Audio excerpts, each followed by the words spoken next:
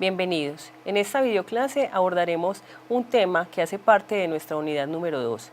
En este tema abordaremos la investigación documental, que es la base de la investigación científica y está presente en todo el proceso de la investigación que realizamos.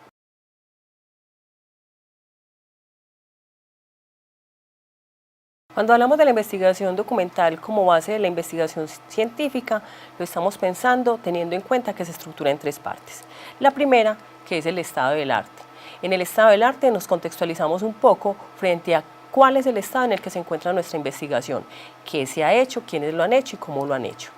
El segundo tiene que ver con las bases teóricas, que son las que componen el marco o los referentes teóricos, y del cual surgen la definición de los términos básicos, donde derivamos los significados de conceptos o expresiones de la investigación que realizamos. En el estado del arte identificamos entonces esos estudios previos en los cuales caben los tesis de grado o cualquier tipo de trabajo que se deriva de una investigación científica y que tiene una relación concreta con nuestro campo de investigación. En el segundo están las bases teóricas. Allí trabajamos de conceptos, proposiciones que conforman un punto de vista planteado o un enfoque determinado. Así lo veremos más adelante cuando entremos a profundizar a qué estamos haciendo referencia cuando hablamos del marco teórico. Y una tercera, cuando hablamos de la definición de términos básicos, son los significados precisos de esas variables o esas expresiones de la investigación en las cuales o a partir de las cuales empezamos a construir categorías en las cuales aclaramos el sentido de las palabras o conceptos que estamos utilizando. Tenemos que entender entonces un primer elemento que es el marco teórico. El marco teórico, como bien se refiere, habla de una teoría específica. Esa teoría específica puede ser una orientación teórica sobre la cual nosotros vamos a trabajar o un marco teórico de referencia que es sobre el cual nosotros postulamos o sustentamos nuestro trabajo de investigación. Un esquema teórico o un modelo teórico que tiene que ver con cuáles son las corrientes que nosotros estamos identificando, que nos relacionamos y de las cuales también podríamos nombrar un marco conceptual. Es decir, cuando hablamos de un marco teórico, podemos nombrarlo en cualquiera de estas formas y estaremos haciendo alusión a lo mismo.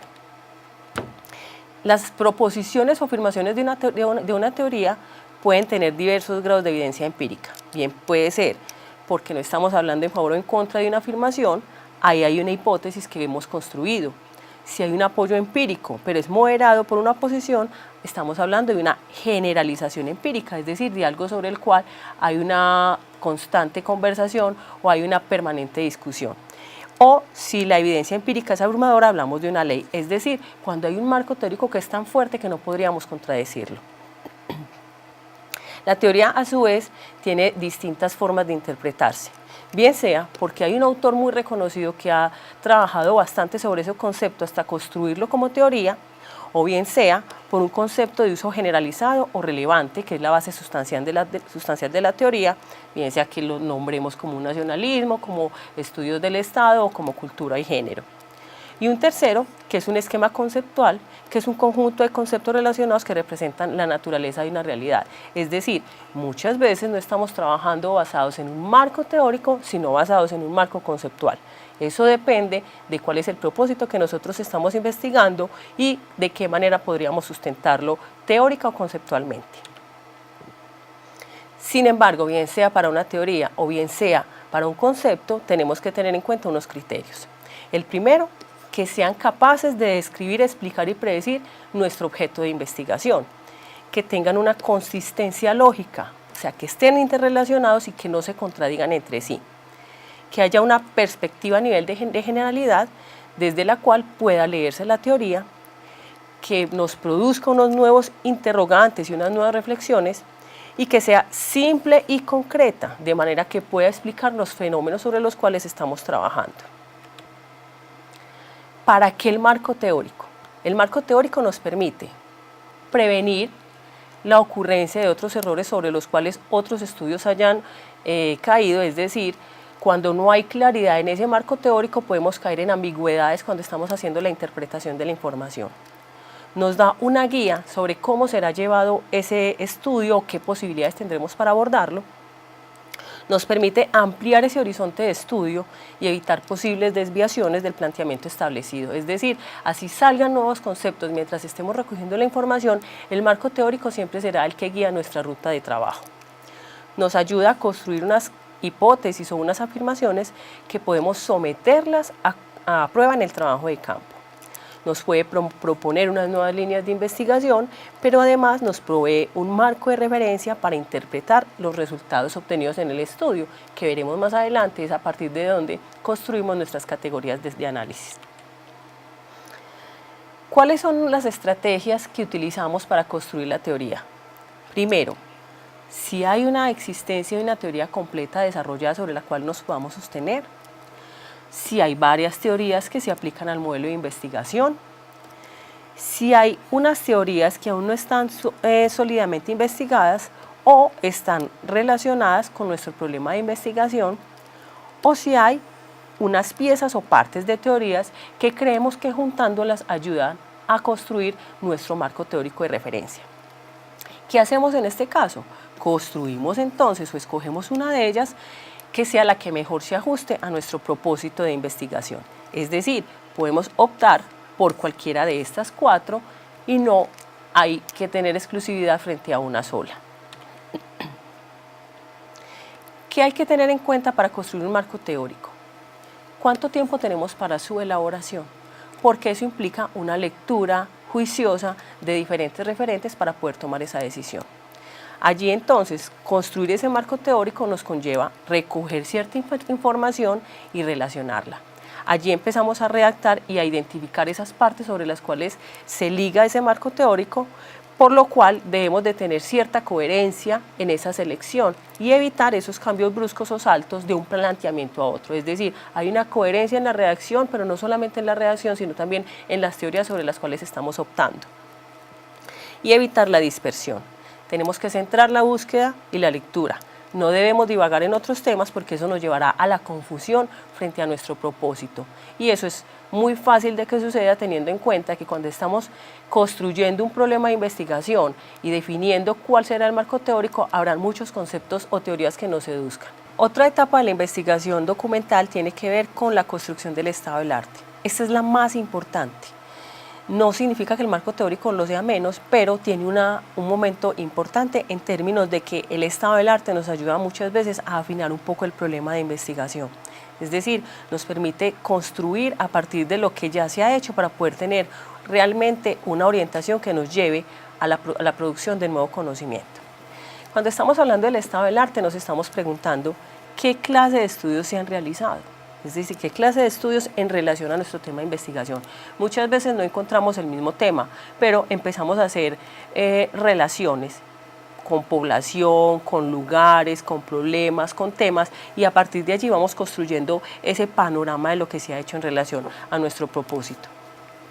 ¿Con qué tipo de sujetos se ha trabajado? Es decir, ¿cuál es la población sobre la cual ha trabajado esas investigaciones que estamos revisando? ¿Cómo han sido recolectados los datos? ¿Qué metodología se ha utilizado? ¿En qué lugares? Estos en qué lugares nos permiten evidenciar esas delimitaciones espaciales sobre las cuales se ha hecho la investigación. ¿Qué diseños se han empleado? ¿Qué técnicas, qué herramientas se han utilizado para poder llevar a cabo esa investigación? ¿Cuáles son los autores más importantes y reconocidos dentro de nuestros campos de estudio? Hay investigadores que se han especializado en temas específicos. Esos investigadores son claves para poderles hacer un seguimiento porque se pueden convertir en un referente importante frente al abordaje de esa problemática. ¿Cuáles son los variables y los aspectos que se han investigado? Es decir, ¿cuáles son los objetivos que se han buscado a partir de esas investigaciones que estamos rastreando? Y si hay un investigador o una investigación que haya realizado estudios del problema en un contexto similar al nuestro. Muchas veces solamente podemos encontrar algunas de estas. Puede ser que sea un tema que se ha investigado tan poco que es difícil que pueda cumplir con todos estos componentes para poder relacionarlo con la nuestra, pero vamos haciendo una relación con base a cada uno de estos elementos.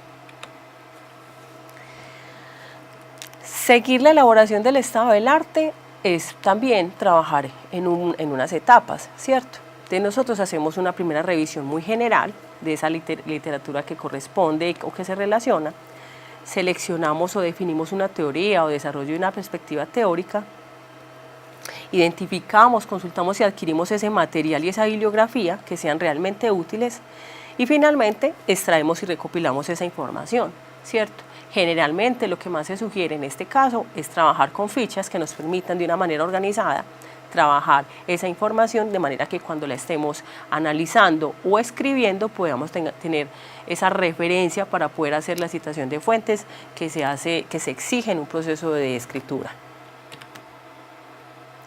Encontramos entonces unas etapas en esa elaboración, ¿cierto? Nosotros tenemos una detección de literatura que se hace de una manera muy general. Encontramos unos resúmenes o reseñas de algunos textos que son los que nos van guiando frente a un proceso o frente a una referencia específica. Hay libros que son resultados de una investigación.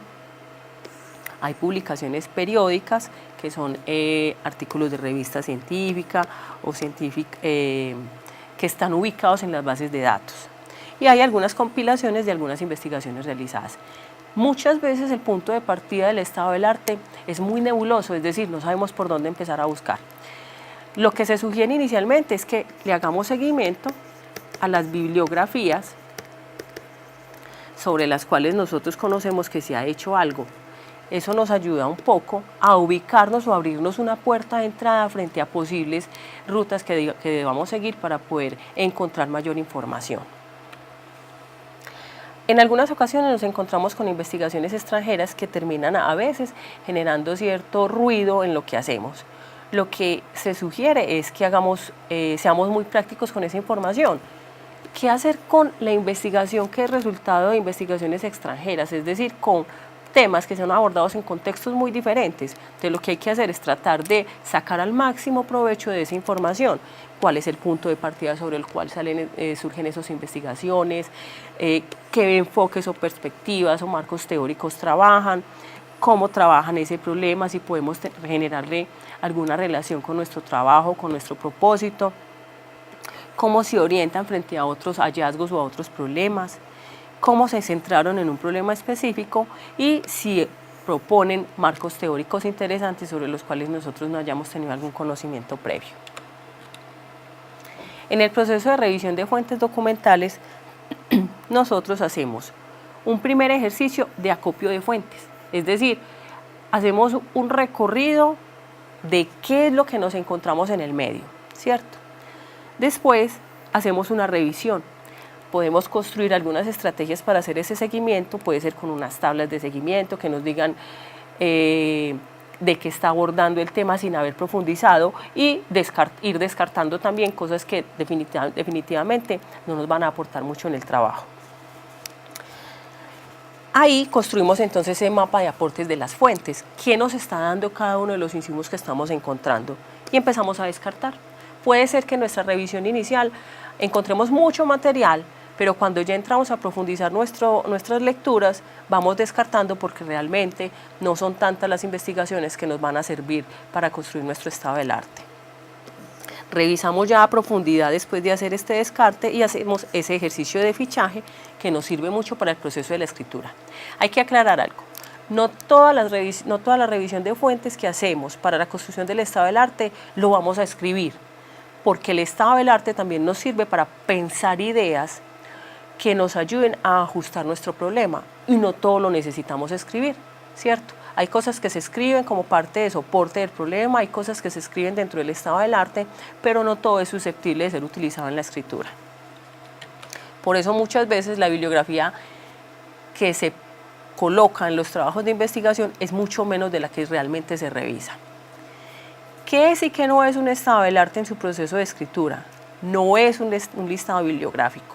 Se elabora a partir de producciones teóricas y académicas, pero sí hace explícita la forma de búsqueda y los hallazgos y se relaciona específicamente con el proceso, con el objeto de la investigación.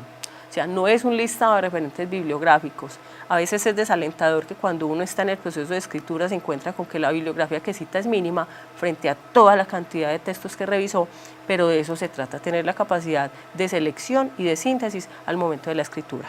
Este entonces es el proceso de la investigación documental que acompaña toda la investigación científica. En ese sentido es importante tenerla en cuenta porque ella va a ser transversal a todo el proceso. Esperamos que este video les haya servido y que complemente el proceso de formación del cual están haciendo parte. Muchas gracias.